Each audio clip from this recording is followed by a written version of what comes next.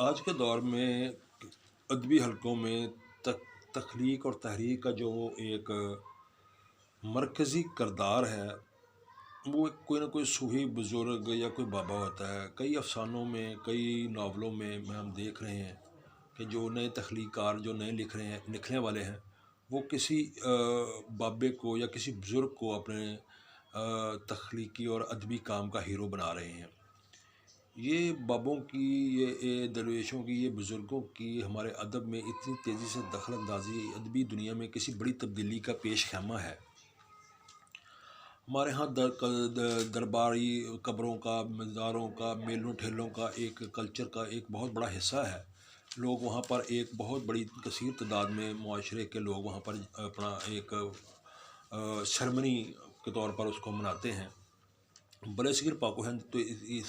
اس culture کے لیے خصوصی طور پر دنیا میں ایک منفرد حیثیت رکھتا ہے۔ اگرچہ وقت کے ساتھ ساتھ لوگوں کی بہت سی تعداد اس کے حق میں ہو رہی اور بہت ہی قلیل تعداد اس کی مخالفت بھی کرتی رہی زور و شور سے۔ سلطنت عثمانیہ کے دور میں کا ذکر کرنے سے پہلے ہم اس بات کا دیکھیں، ذرا جائزہ لیں تو یہ بات بھی قابل غور ہے کہ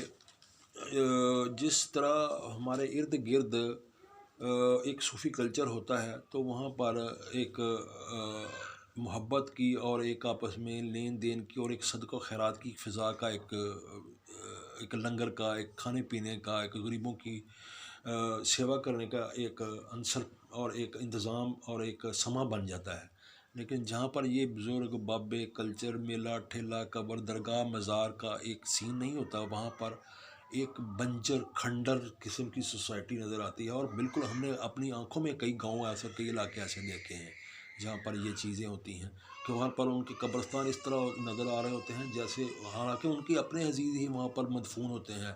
ان کے ماں باپ، ان کے بہن بھائی، ان کے پیارے، لیکن وہ اس کو جگہ کو اتنی خوفناک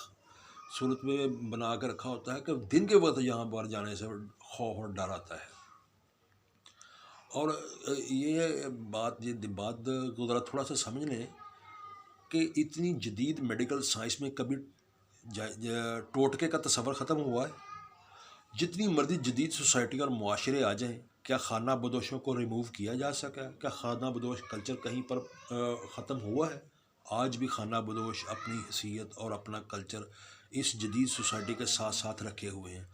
آج بھی جدید میڈیکل سائنس کے ساتھ ساتھ ٹوٹکا چل رہا ہے، اور ٹوٹکے کا اپنا وجود ہے اور ایک اپنا ٹریٹمنٹ ہے، اور لوگ آج بھی وہی جدید میڈیکل سائنٹسٹ اس ٹوٹکے پر بھی یقین رکھے ہوئے ہیں۔ اسی طرح ان صوفیہ، ان بابوں کا کلچر اور یہ لنگر کا جو ایک انتظام ہے، اس نے ہر بندے نے، سوسائٹی کے ہر بندے نے M A, B A, F A, P H D نہیں کرنا ہوتا۔ یہ بہت سی آبادی کے لیے تربیت گاہ کا، ایک تعلیم و تربیت کا، ایک تقوی اور پرہیزگاری کا انسینٹو بنتے ہیں۔ اور مقبول شفاء ٹرسٹ تو اس سلسلے میں ان تمام چیزوں کو لے کر چل رہا ہے، اور اس میں ہمارے دوست جو اس کے بانیوں و بانی ہیں اور جن کی ساری کاوش چل رہی ہے، ہم ان کے لیے دعا گو ہیں، اور ان کے والدین کے لیے، ان کی بخشش و مغفرت کے لیے دعا گو ہیں کہ اللہ پاک ان پر رحمت کرے، ان کو یہ توفیق اور شرف بخشا ہے، اور اللہ پاک نے ان کو اس کو بڑھاتے رہیں، اور یہ ہم لوگوں کی سیوا کے لیے اور ان کی تعلیم و تربیت کے لیے یہ کام جاری رکھیں، اور لوگ اس سے مستفید ہوتے رہیں اور فیض پاتے رہیں، اپنے جسمانی، روحانی اور ذہنی مسائل اور بیماریوں کے لیے، اور غذا کے لیے، اور روح کی غذا کے لیے، اور جسم کی غذا کے لیے لنگر